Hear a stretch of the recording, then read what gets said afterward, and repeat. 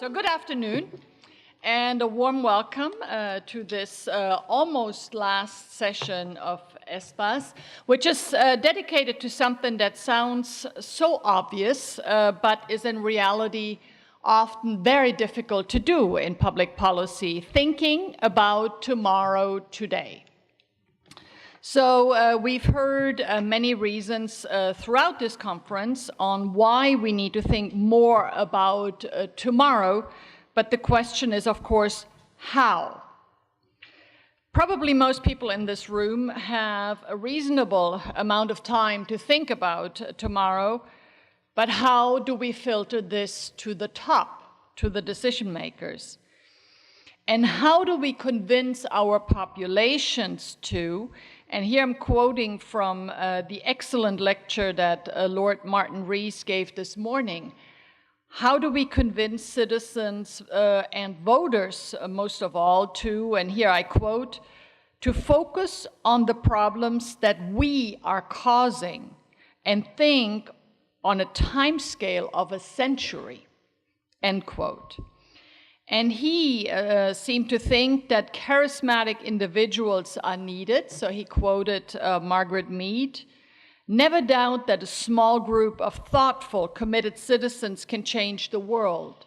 Indeed, it's the only thing that ever has. And now I need my slide, please.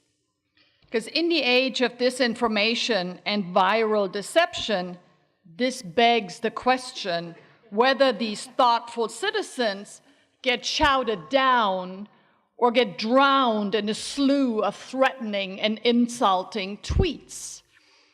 Or, as we're already seeing in some countries, are these citizens even intimidated and locked up? So do we still have a chance to think and say what we think about tomorrow? So I'm delighted to have with me a stellar panel to discuss these very important issues. So let me first go to the gentleman on my right, Matt Burrows, who really has been a pillar of ESPAS over the years. Matt serves as director of the Atlantic Council's Foresight, Strategy and Risks Initiative. And this initiative works with a broad range of partners, the US and also other governments, businesses, NGOs, and foundations.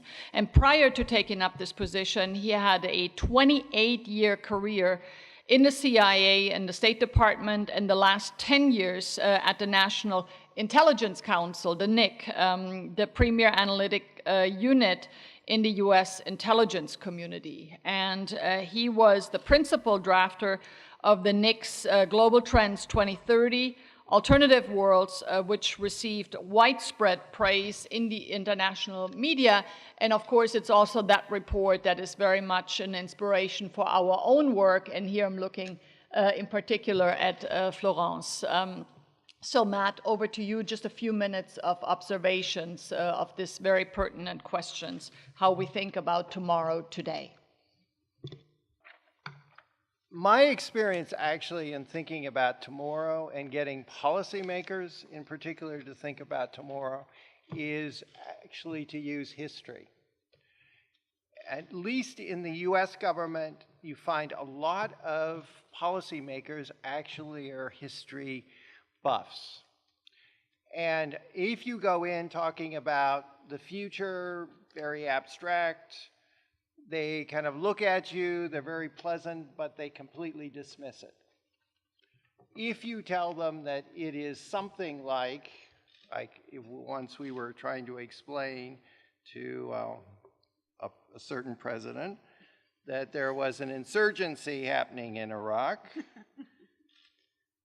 you talk about the Algerian War.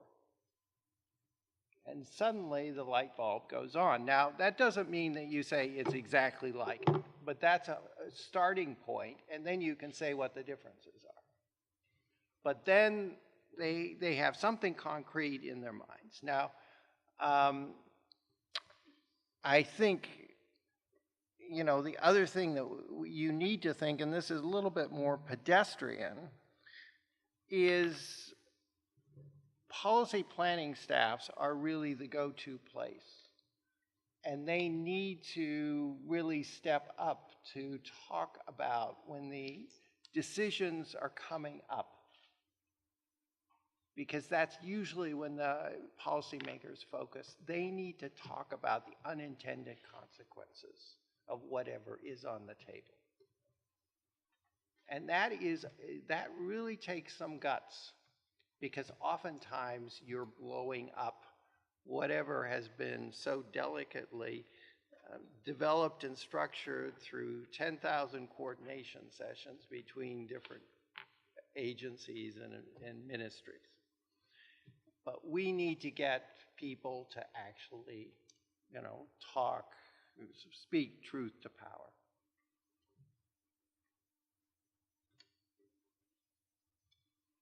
That's it? That's it. I mean, keep it short here. For the purposes of government, yes. I mean, the broader public, and I think that's where you use your young people.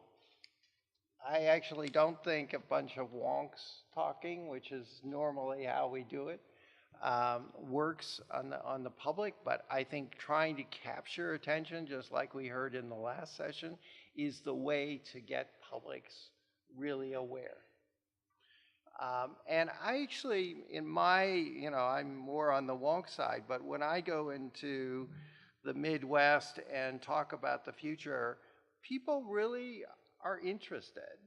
And you can also get really some, talk to them really about how the U.S. may not be making it in the future. They accept that. You say that in Washington, and you get pounded into the earth. Because, you're really telling them that they're completely off, but the public is much more receptive to that. The other place, I think, is in schools. And, I teach a couple of universities. Students really get off on thinking in these strategic foresight terms, which is thinking about different futures. Suddenly that opens their eyes to the fact that it may not be that straight line. And in fact, it's more likely not to be that straight line. So that gets them really, I get lots of them back saying, you really changed how I think, even about their own careers, about their own lives. And that's, I think we need to do more of that in the schools, even before university. This is at university level. So getting that really started very early.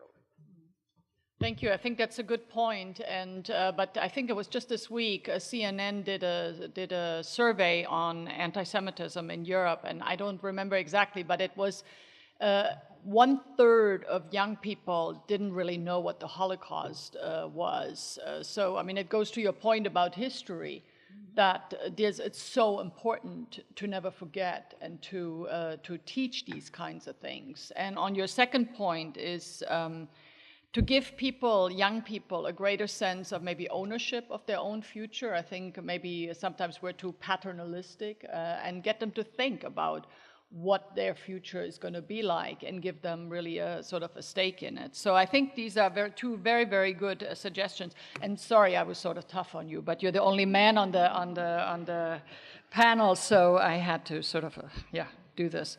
Anyhow, let me now go to the lovely lady on my left. Shan is a great friend of ESPAS. Shan is the head of the Center for Strategic Futures, the Strategic Foresight Unit in the Singapore government, and she previously served at the Ministry of Trade and Industry, where she worked on launching Singapore's third government-to-government project with China. So, Shan, over to you. Thanks very much, Anne. Singapore has had a bit of a history with the practice of strategic foresight. It started in the late 1980s in the Ministry of Defense as the Scenario Planning Office. The reason why we're so keen on strategic foresight, as I shared a little bit yesterday, is that we have to think the unthinkable, because the unthinkable really did happen to us. In fact, as I mentioned in my little think piece, Singapore itself was born out of crisis because we were evicted from the Federation of Malaysia, and I mean, before we were evicted, we had put all our hopes, in being part of a federated Malaysia, because we are a small island city-state with no natural resources. So we thought, if we became independent, we really would have no chance of survival. So being evicted from the Federation was a huge shock and actually quite traumatic for us. And because of our sort of called origin story, we've always found that it's absolutely crucial to think the unthinkable, to expect the unexpected, and to ponder the imponderable. So this is very much built into our DNA, and so we set up the Scenario Planning Office in the Ministry of Defense in the late 1980s. This has evolved over the years into the Strategic Policy Office, and in 2009 we set up the Center for Strategic Futures, and so that's where we are today. So we have a dual identity. We are both a think tank, but we're also part of the government of Singapore. So I think this gives us quite an interesting position to both leverage extensively on external networks, including our great friends at ESPAS, and also to speak internally, to speak truth to power. So this dual identity is something that we have to manage quite carefully. And to quote the words of Jeremy Bentham, who's head of the Shell Scenario team, what does it mean to be tolerated but not embraced? So we try to be quite provocative in our thinking, but at the same time, because we are part of government, we do have quite a keen understanding of the concerns and, of course, of the mindsets and the mental models of our decision makers. And so we see our role as helping our decision makers make better decisions about tomorrow, today. And we do this through a variety of methods, including scenario planning, but it's all about having the conversations that we need to have, and sometimes these conversations may be uncomfortable, but we also try to think of creative ways of having these conversations. I think I'll just stop here for a little bit. That's the aspect of engaging vis-a-vis decision makers. Can you say something about how you engage with the population? I mean, are they part of this? Do you take them along somehow? How do you do that? Yeah. So the CSF is primarily internal government facing, but in recent years what we have been doing is that we've been working a lot with partner agencies. One of these agencies includes the Ministry of Education. So we work a lot with Ministry of Education headquarters, and also we do workshops at schools, but for the leadership team, for the teachers. And so we've seen a growing number of requests where teachers come to us and they ask us for our materials, and then they, having gone through the workshop with us, they do it with their students. So this is quite an organic process because we're a very small team and our primary audience is the Singapore government, but we do see sort of growing efforts on this front, and it's very encouraging. That's a genuinely new idea, sort of teacher workshops, and presumably one could produce some materials for teachers that could just be sort of online, or even what we showed yesterday from the Gapminder Foundation, just sort of, that's very actionable and very helpful. Thank you, Shan. Then next up is Kat Tully, who is also, of course, a great friend of ESPAS. She is the founder of the School of International Futures, which helps leaders, communities, and organizations engage with the future and to make better decisions today. She's, of course, also the mastermind behind the Next Generation Foresight Practitioners Awards, which I think is a great initiative that we briefly were able to feature yesterday before lunch. So congratulations on that. I thought it was excellent. And also to all of your great winners. I think some of them may still be in the room. But Kat, over to you. Thank you very much, and I just want to riff off Shan's point. Check out www.teachthefuture.org. That is a campaign to get all primary and secondary school teachers teaching Foresight as a core skill for students and young people. I think it's incredibly important. But I'd like to put my finger on, I think, what the YTN panel really highlighted for us, which is that the inability to act about the future today is not a supply problem, it is a demand challenge. There is no lack of supply of insights about the future. What there is an ability to act upon them. And I think the fact that Martin Rees and various people yesterday and today were talking about, you know, genetic modification, cyborg developments, things that are potentially going to put biological inequality on steroids, not to mention the potential of a hyper-digitalized economy that will come out in 2030. And the order of magnitude of the kind of changes that we're seeing out to 2030 hasn't even begun to be discussed, very frankly, in terms of the scale of the policy options that were discussed at the panel during the day. And so that's a really, you know, I'm not saying that's a challenge that we all face. So how do we engage with that? So there's a really interesting thing that Nate Silver says, which is how do you detect the signal from the noise? But I would argue there's an even more interesting question, which is how do you then act on the signal once you hear upon it? And that gets you to think about transmission mechanisms. How do Foresight people have the influence with politicians to be able to communicate? How do we set up the institutional structures to be able to transmit those messages? And how do we effectively tell stories in the way that the YTN panel did to really resonate and bring the future to life today? So there are lots of great examples of Foresight work having impact. The fact that Singapore has got a chair on the Arctic Council is an example. People see the connection, yeah? Good. Kenya, in 2007, the police responded badly to the electoral crisis and riots on the street. The military didn't, and that was formative. And the reason that they didn't was because SIDS, which, by the way, is an excellent East African local foresight group, they had been working for the previous 10 years looking at conflict scenarios on East Africa, and they'd worked them through with the Kenyan military. There are lots of other examples of success. The US GAO have done great work. I know that Stephen's here. The UK, on the back of the Chilcot inquiry, saying that we don't do enough long-term thinking and got heavily slapped for it, is another example. And my personal favorite is the reason why we have such excellent Malbec and Carmenere wine from Chile and Argentina is because of a foresight exercise that happened in the late 90s. So that's great.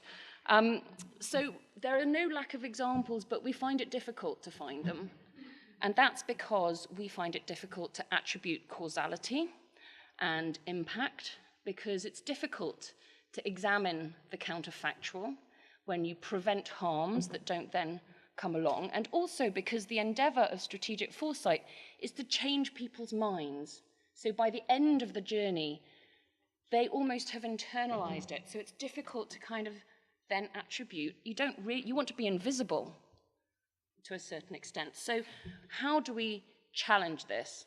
And how do we capture a baseline of where an institution is at the beginning of a process and how successful it's got to in terms of thinking about the future? My final point is, I would like us to think about the capacity to think about the future as a global public good. I think it's a little bit like equality, and it's a little bit like democracy, which it's very closely linked to, which is that there are constant pressures against democracy, there are constant pressures against equality, and we are going up an escalator which is going down. And that's the case with foresight as well. You're constantly trying to build the capacity to think long-term in terms of all sorts of incentives to think short-term. So it's a constant battle, and we need to acknowledge how well we do on it, and that means we need an ecosystemic approach, and we need a supportive approach, and I'll go into that later. But if there is one good thing that's coming out of Brexit, it's the fact that there is the level of disruption to our governance mechanisms in the UK, and I suggest also potentially in Europe, that we genuinely look at what the future of governance is about. And the future of governance has to be not just held at the center, but a distributed way of engaging with the population about what they think their future is about, because the act of collectively thinking about the future is a deeply political one. And given the failure of our politicians and political leaders to build coalitions, to bring us together as a community, to confront the major challenges and harness the big opportunities of the future, I think it's about time we do it together, talking about the future. Thank you, Anne.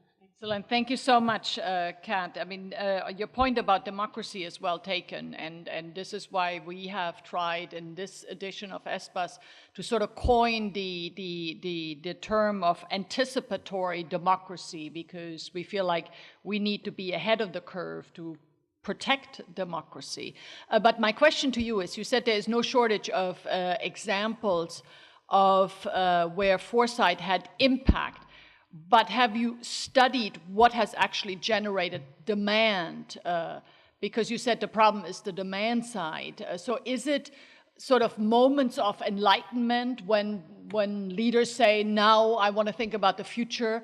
Or is the reality that it's usually driven by a crisis, which forces sort of to think about the future? All of the above. And I think we need to be flexible and respond to all those opportunities. Often you get a leader, a little bit like Tony Blair or David Miliband, who recognizes that this stuff is important, and also, importantly, recognizes that when under pressure, they will also not think long term. So the key to a great leader is whether they invest in the institutional mechanisms and then put a red wall between them and that institution. I think that is a really important insight that I got from working in the UK government. But of course, crises are incredibly valuable as well, although as Ivana Milosevic, who is a wonderful Serbian Foresight professional, and I really recommend that you read her to realize why it's important for us to do this before we fall into civil war and create damage and a tearing of our society that no amount of foresight will heal. That the crisis can also just create the wrong response. So I don't think it's just about finding the right crisis, although we do need to have the solutions already there. And one final thought is, when it comes to politicians, engaging with them when they're in opposition is critical, or if there is no opposition, when they are in training and backbenchers or young, depending on political system. But that is absolutely critical. But when they're in office, too late. But I remember in November 2015, when we had the first ESPAS conference in this cycle, one of sort of the major things that come out, because you remember 2015, refugee crisis, et cetera, that, and also terrorism, that we had to go from management by crisis to management by anticipation, and that has always resonated. And I think it was actually yesterday someone quoted that. Now our last but not least speaker is Florence Gaub, who has become, I'm very glad to say, an important and integral part of ESPAS, because she is, of course, the author, the principal author of our next Global Trends report. And Florence is Deputy Director of the European Union Institute for Security Studies, where she is in charge of coordinating research activities, and her area of expertise is the Arab world, with a particular focus on conflict, security, and regional geostrategy. So, Florence, over to you.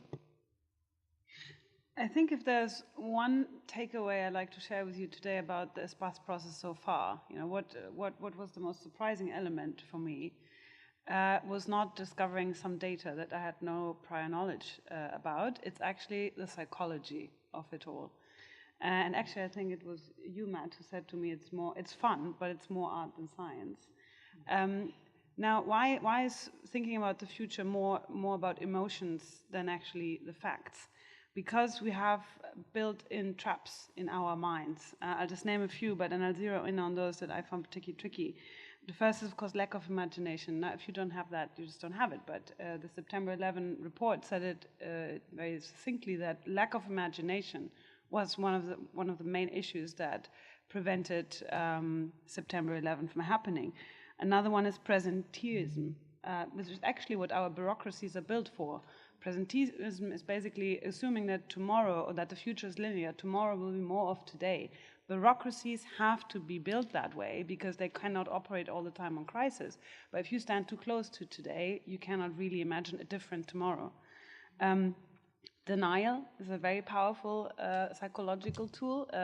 If you imagine something that it would be so awful that you cannot even think about it, well, you won't think about it because that's much easier.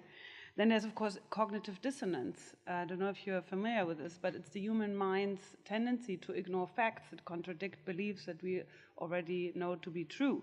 So in other words, especially as we get older, we stack up information that makes sense amongst itself, but that doesn't necessarily mean that this is the reality.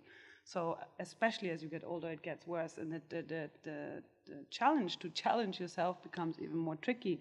And then lastly, and I think this is the most critical thing, are the two polars of hope and fear. Wishful thinking versus catastrophic thinking, optimism versus pessimism. And believe it or not, but a study was done on foresight, and one thing they found all foresight studies had in common was pessimism. And if some of you were yesterday at the Factfulness, Anna's presentation, you will remember that indeed we are much more wired as humans towards pessimism. It's apparently an evolutionary advantage. This feels very uncomfortable. And apparently Europeans excel at pessimism. So imagine my problem embedded in a profoundly European network as a European myself. But what's the problem with pessimism? Now, pessimism or fear or catastrophic thinking, if you overdo it, it leads to paralysis. So I'm pretty sure that you have all walked past, I don't know, NGOs gathering money for children in Africa, and they show you the most horrific images, and you keep walking. You don't keep walking because you don't have a heart or no money on you. You keep walking because it's negative and you don't want to engage with that. And that is one of the tricks, I think, in foresight, that how do you generate just the amount of urgency without overdoing it? Because when you go into too much negativity, nothing will be done. Now, I tried to do that in the first draft, and I said I would try to strike a constructive note. I'm not saying there are no issues, but I want to be upbeat about it. And actually, I think I got several comments back saying, we don't really agree with that. I think fear is a good thing. That must be the European in us. So I think the psychology of it all, to make it constructive, to propel people into action, because foresight should be about action, not just about being right. It's about actually, as Kat just said, really you want to be wrong. You want to fail yourself. You want to make the projections you are anticipating not to come true because you propel people into action. So I think that's the greatest skill, to create an environment where the creativity and the emotion makes people do these changes. And too much fear, I'm afraid, creates no change. These are excellent points. Thank you, Florence. And I think if you are encouraged to not necessarily be pessimistic, but it is because there is a desire among people who do foresight for the leaders to wake up, not because we think we're inevitably going into a negative future, but precisely because we know if we don't take action, we will go into a negative future. So it is precisely to try to build a better future is why we are presenting or want to present sort of alarming facts and trends. And so how do we reconcile that? And I say it because I sit in countless discussions about Europe and digital. And the fact is that we haven't reacted. We don't really have much of a digital sort of industry of our own, essentially has now forced us to use either Chinese or American technology. But had we had sort of the foresight to act, there could have maybe been a European way to do technology, which would have been better, but it would have required a lot of changes at a time when we simply weren't prepared to do that. So my point is, I think you're doing the alarming, sort of the wake-up call, not to be pessimistic, but to build a better future. I'll share an anecdote to respond to that, because I had my own, I think I had a critical moment in foresight in 2012. As Anne just said, I work on the Middle East, North Africa. I was at member state embassy, it shall remain unnamed, but it was a country that was heavily involved in the Libya operation. So March 2012, 6 months after Gaddafi's fall, I, as a Libya expert, could see that this was not going to go well. And I said, Libya will descend into chaos. And the high-level representatives from the country publicly pushed me back, in fact belittled me and said, oh, you academics, you're always so pessimistic. I've seen the Libyans, they're great people, and yeah, I have no doubt they're great people, but it's structurally just, there's a problem with all these young men with guns. So I walked out of this room feeling deeply conflicted because I knew I was right, and I knew I was going to be proven right, but I had still failed, because as a foresighter, your job isn't to be right. Your job is, and so later on I did some critical soul searching, is my point is not to be Cassandra. I cannot be right, be right on the facts and then win on points, but I have to put myself in the shoes of an advisor. So think of the person that you are advising. So this high-level person from this member state, I had told him these things in public. So I had implicitly criticized the operation, and I had criticized the post-conflict planning in a setting where there was no way he could take my advice. So I think it takes a really good dose of humility as a foresighter to pass on the message, put yourself in your shoes, don't lecture. And I don't know if you know South Park, there's a hero in South Park called Captain Hindsight. He shows up after the fact, says, you did this wrong, bye, my job is done. You cannot do that. You cannot just come in and say, you did all of this wrong, and now, by the way, think tanking is an entire business of hindsighting. You need to be humble, and as I just said earlier, and what Kat also said, you need to fail yourself, not to be right. Then you are good at foresighting. These are very good points. I think everyone here in the room who has done this knows this bittersweet moment when things go terribly wrong, and you say, I told you so. So we have some time for questions, comments. Who wants to go? And please be brief and introduce yourself. Go ahead. Thank you. Laurent Bonneau, Spontesua Economic History Consultancy. We have put so far public decision makers and politicians in the center of the stage, though a large part of our future will be decided by private corporations, by private investment and strategies which are driven not by a short-term re-election, but by short-term profit. To remember yesterday's tech ambassador, Carsten Klünge, discussion in the Silicon Valley, where his contact answered, this is not our problem about tax issues. How can we go beyond that with private decision makers? How can we make our message through? Very good point. Go ahead. Bruce Stokes of the Pew Research Center. I'm curious, a question to Matt and the others who have attempted to advise policymakers in an era where there's growing demand for transparency in government decision making. It seems to me there's a challenge when one is asked to comment on a future policy and its impact, as Matt said, kind of the knock-on consequences of a policy. I'm mindful of in the U.S. in the Obama administration at a time when the Iran negotiations were being framed as we either get a deal or we may have to go to war. I talked to people at the U.S. Treasury, at the U.S. State Department, at the IMF, at BP, a private corporation, and I said to all of them, have any of you done a study of the implications for oil prices if we go to war in the Persian Gulf?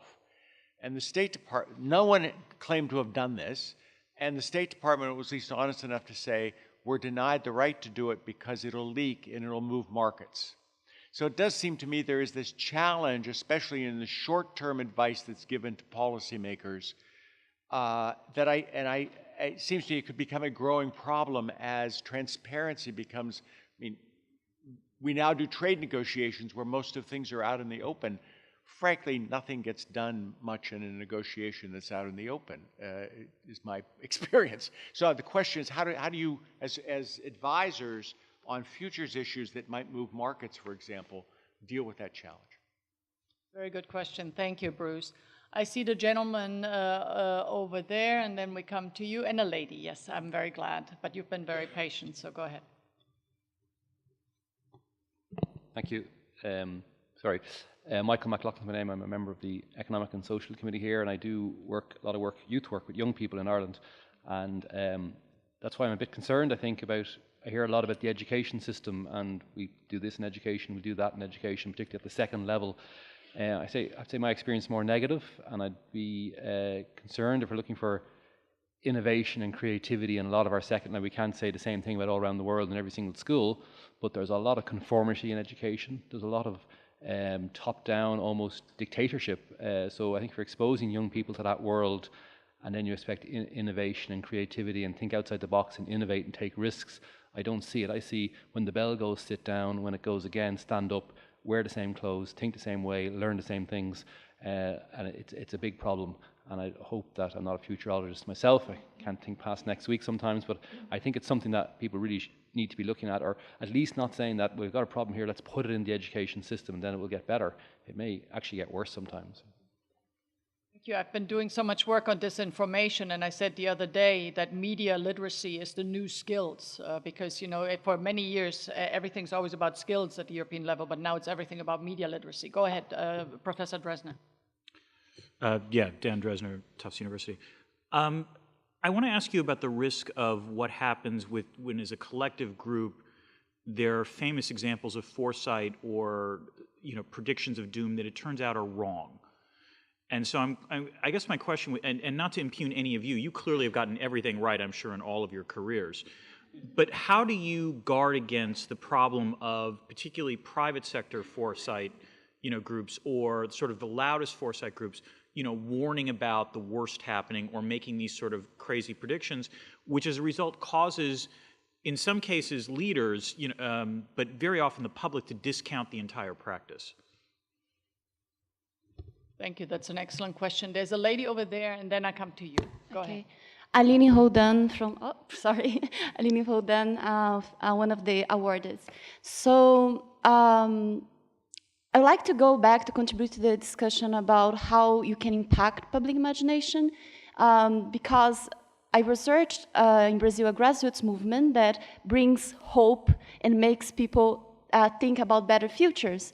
And what happened, like around 90 hours of interviews where people are sharing their stories, nobody said at any moment, oh, data changed my life, or a lecture changed my life, or every time people are talking about experiences, oh, that moment, that experience changed how I perceived myself, it changed how I perceive my future. So just to contribute to the discussion about the importance of emotions and transforming experiences and how people perceive themselves, perceive the spaces to change how they see the future.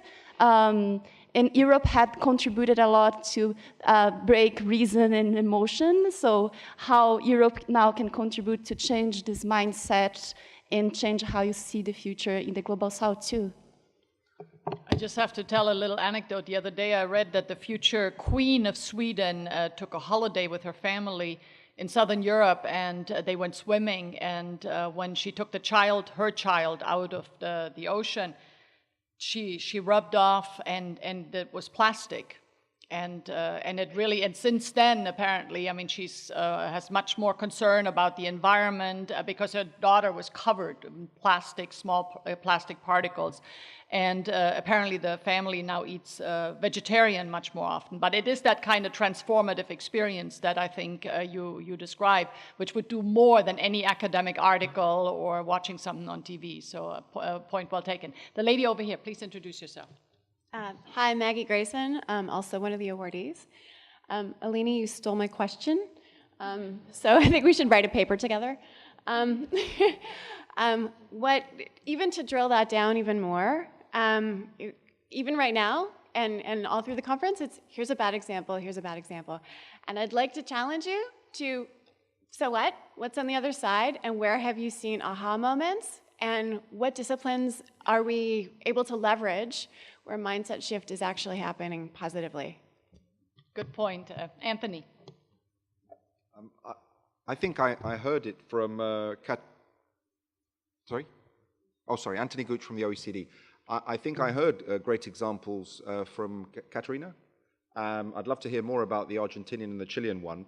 I mean, in hearing all of these interventions, and it's a super discussion, well done, very honest as well, I have to commend you. We're bang in the middle of this question because actually what I'm struggling with is, and I think that this is shared, we want to make a difference with what we do. So we don't want it to be academic. We don't want it to be theoretical. We don't want it to remain among people like us. So when I was hearing Matt, it struck me as though Matt very subtly was saying, you need to get into campaign mode, you need to speak truth to power. If it doesn't work with them directly, talk to young people, go to schools, work a system which is actually going to make things change around. I think I heard similar stuff from Catarina. And the interesting one was when, Florence, you were talking about your experiences and feeling almost a little bit like you have to be very careful and you can only talk in the quietness of a room. I agree with that when it works. And if it doesn't work in the quietness of a room, what choice does that leave you? And at what point then do you actually have to go into what I would term campaign mode? And I say this because I think at the OECD, we're making that leap, and we've had a lot of soul searching about this. Are we there just to provide information?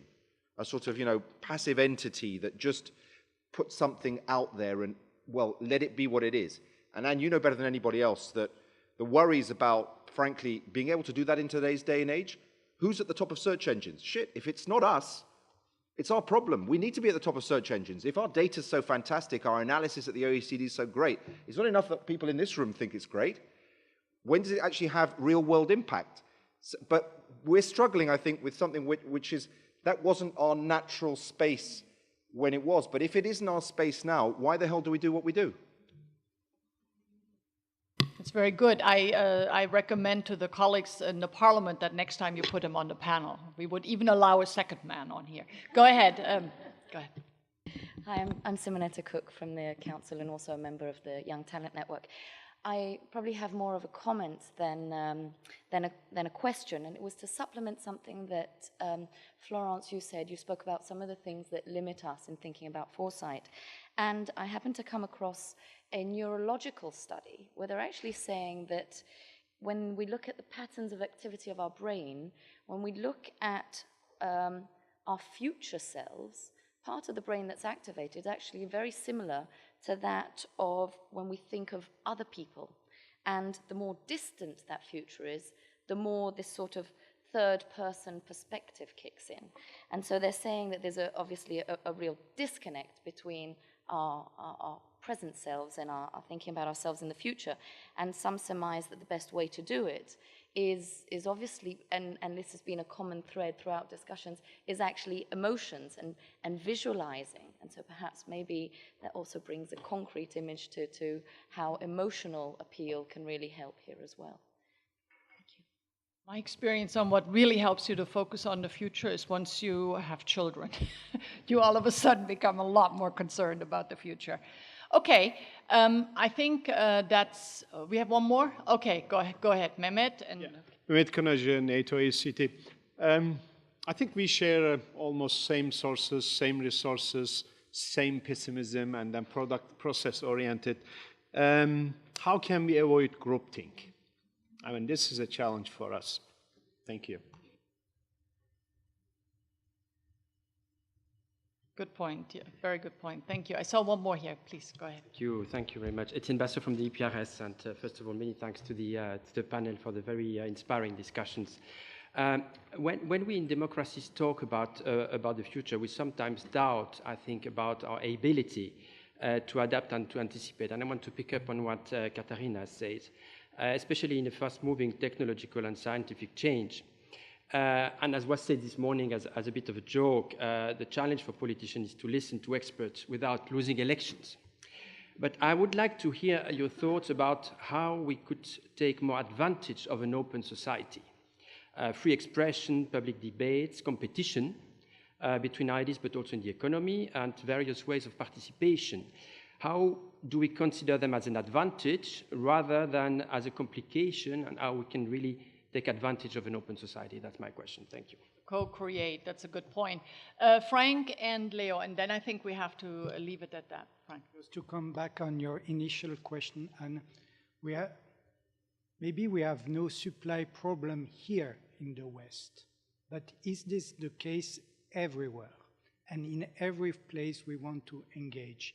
And do we consider that, okay, this is it, or do we take steps to help other places to get equipped, to engage, to go into the conversation? Because we are still the affluent ones in this business.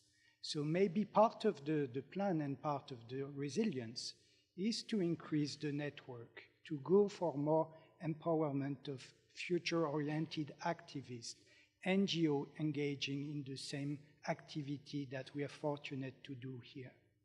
I think that's an excellent point. The lady from Pakistan, Puresh, right? Puresh, you want to say something? Because I've been dying to get you involved in the debate. And please introduce yourself. Hi. An exceptional friend ESPAS has been for the last 2 years. And what a fantastic, fantastic turnaround from last year. So I think from taking cues from what the panelists have said, and it's been an exceptional journey in terms of doing foresight work in Pakistan. So the engagement recently with the civil service has been one of the major breakthroughs that we've had. And I think this is the step in the right direction in terms of engaging policymakers. How do you systematically move the discourse forward, but in a direction where you do not even neglect the younger generation by engaging them through the universities? So that has been one of the ways of actually doing foresight work in Pakistan. And hopefully it should move towards working with policymakers in years to come. Puresh, can you say who you are? So my name is Prayush Chaudhary. My colleague, Dr. Shahid, and I, we founded the Foresight Lab back in 2016. But that came through extensive training by a dear friend, Kat, Suhail Inayatullah, and a few of these really amazing futurists that we have.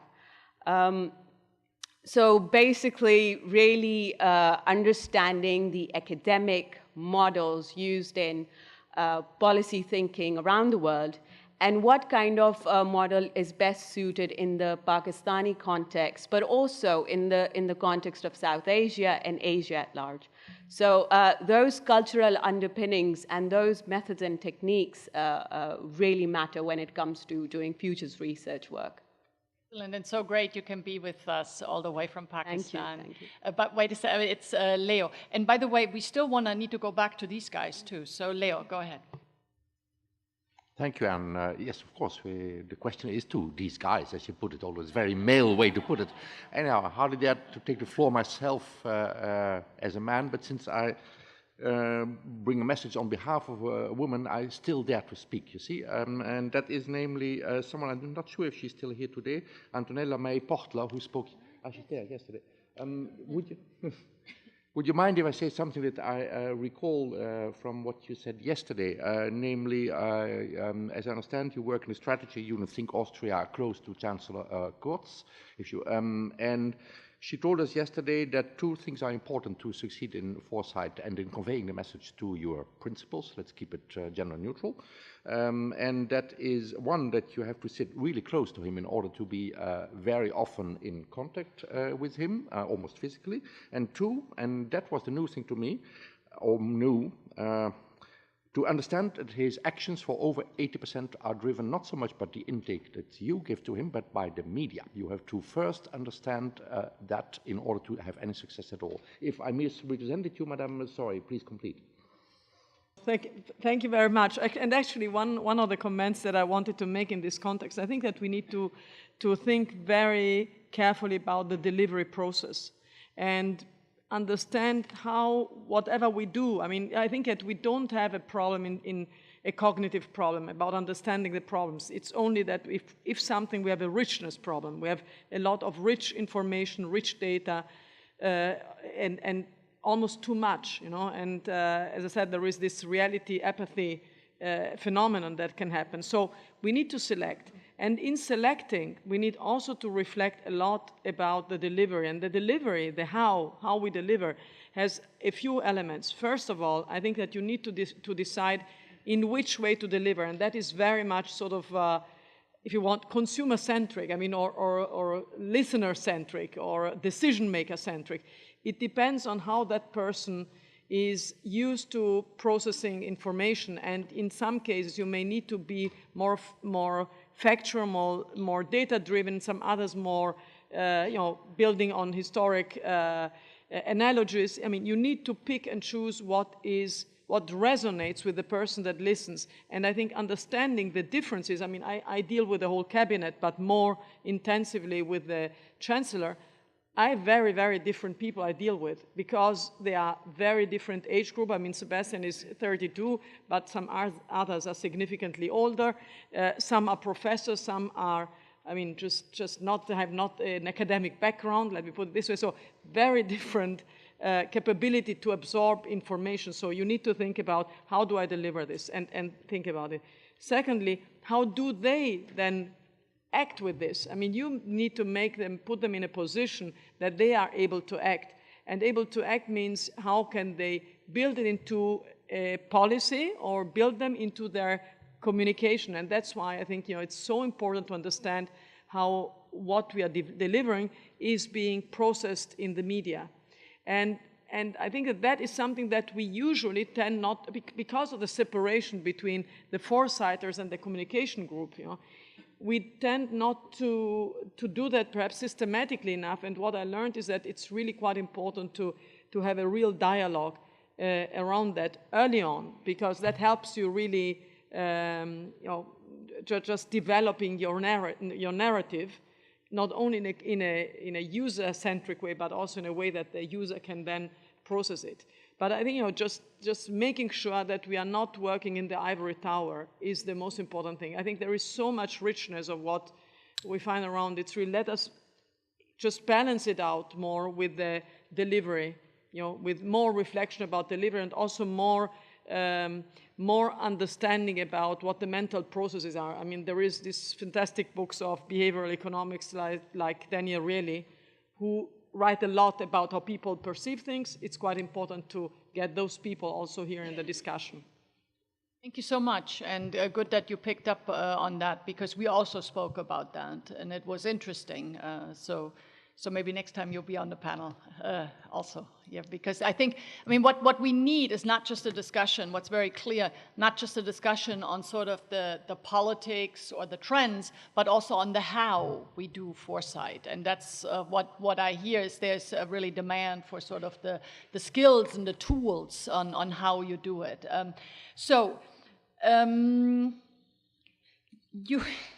You will each have a maximum of 1 minute to respond to some of these questions. Matt, we start with you. Okay, so I would begin with saying you have to realize this is extremely difficult stuff to get somebody to be really convinced about what you're talking about in the future. And there are some policymakers that I don't think you're ever going to get into that futures camp. That's the first thing. The second thing is up close. I mean, where they're comfortable in talking about, because some of this is potentially, if it gets into the press, embarrassing for their own policies. Now, on Global Trends 2030, we had Tom Donilon was President Obama's national security advisor. We spent 3-4 months before it was published, and we literally he was asking for all the underlying evidence, and we had about 2-3 hour sessions with him and the senior foreign policy team. Now that is, the best possible, because you get them early. And they wanted this. They didn't want to have to read it after it was published and after it was out there. But those are exceptional. I would say usually sometimes you get a few minutes with policymakers. Having somebody like Tom Donlan do that meant that everybody in the bureaucracy wanted a briefing. So instantly you were. Another technique, and we haven't really talked about this, we used it in the CIA, it was very effective, is a red cell. So for those who don't know, a red cell is you're taking a contrarian position. And so, you know, an example of this is if you were writing a red cell for President Trump, you would write one on that trade wars aren't winnable. He thinks they are, so that's his assumption. This was so popular with the National Security Council that we had one guy who said, well, I don't agree with 70% of what is in this, but this is the first thing that I take off the pile in the morning because it gets their juices going. And this is, you know, basically, you know, foresight is about really questioning your assumptions. Usually those assumptions are linear. So that, now on the private sector, I mean, most of my work now is with the private sector. Insurance company, energy companies get it. And that's where you get lots of your business. It is much harder. I once had to meet with a hedge fund manager in London, and I said, how would you deal with pandemics? And, you know, basically he thought it'd be great opportunities afterwards. You know, they don't really, aren't thinking, I mean, that's really short term. And they really are not thinking about that, you know, all the way government would be how to prevent it. They're thinking of what are the possibilities afterwards. So that's a different mentality, and I'm not sure you ever get it into the foresight way of thinking. That's great. That's really, really interesting. And the red cell in particular sounds, I mean, like a really excellent idea. Shan. Right. Hi. I'll try to make this quick. Okay. I think for us, foresight is a whole of government community of practice at all levels. I think it helps that we've had this capability in government for almost 30 years now. So we've actually had very currently senior members of government who have rotated through the office in earlier parts of their careers. So we have natural champions in the system. So I think we're really grateful that that's the situation that we've inherited. But of course, we don't rest on our laurels. For us, we're always thinking about new ways to communicate foresight. So we do a large, national scenarios exercise every 3 to 5 years, and the most recent one we did, when it came to communicating the scenarios, getting the messages across to decision makers, we played around with different sort of ideas. So we have we worked with a graphics designer to transform a 70-page report on driving forces into flashcards that we use for workshops, for exercises. I think my colleague Kenneth might still have a few boxes left. Yeah, maybe he has one left. Okay, yeah, so we did a video. We scripted basically our own little like mini dramas, like acting out the scenarios. We devised the game. An immersive game that you can play, so it's like 30, 40 people running around, multiple stations. This we did with the help of our interns. We have a constant stream of interns that come into the office, and it's always really refreshing and very important to get young people's perspectives. And very last thing, a shout out to Vera, who's with Tully's Next Generation Foresight Practitioners. He was our intern in the then Strategic Policy Office 10 years ago.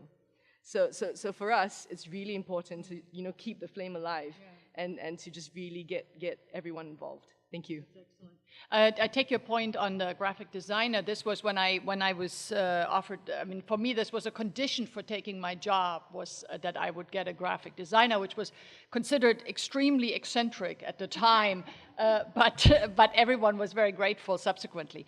Kat. I would love to answer most of those questions one-to-one. I will try to pick up a few. Dan, we're not in the business of prediction. We're in the business of engaging with the future in order to help people get agency by thinking about the future, manage risk, and govern by looking forward. Emotions, I think that some of the most powerful foresight exercises I've seen are in refugee camps where engagements, lean and agile, and experiential foresight exercises can help empower people about their future. So this kind of stuff is really important. Catastrophizing, Jim Data basically did a review of all foresight work and said, at the end of the day, don't bother doing all those complicated scenarios. They all fall into 4: growth, collapse, transformation, or discipline.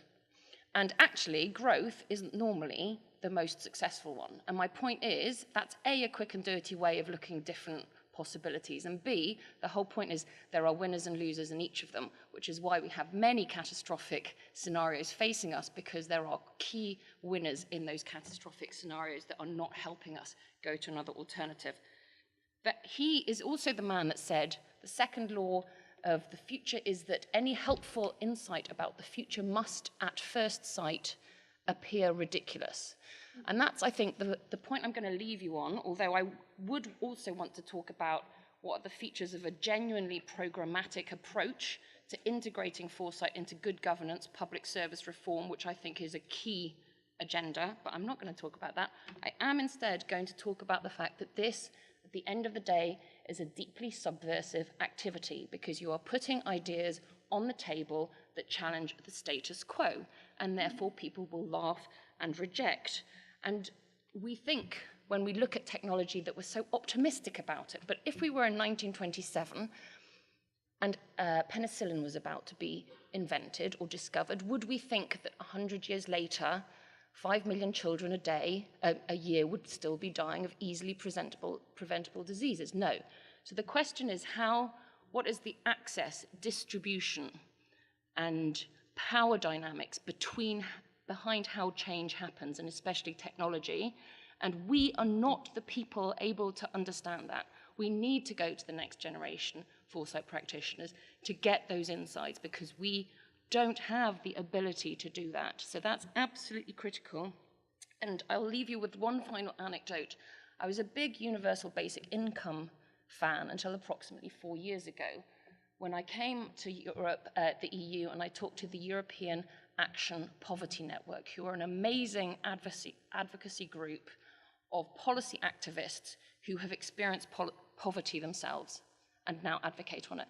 And they said 4 years ago, UBI, terrible idea, because it's going to stop us participating and having voice.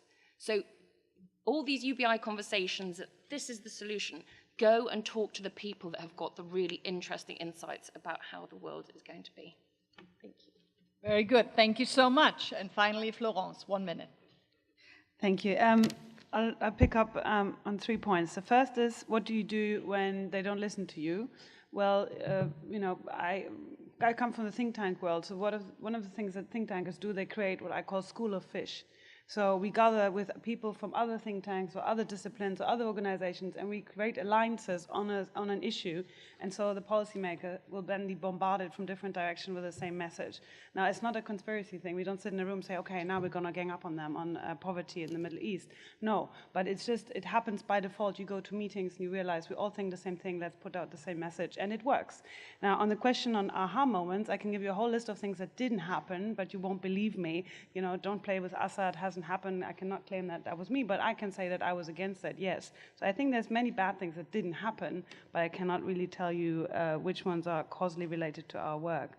One thing I think you should be aware of is don't expect to be liked.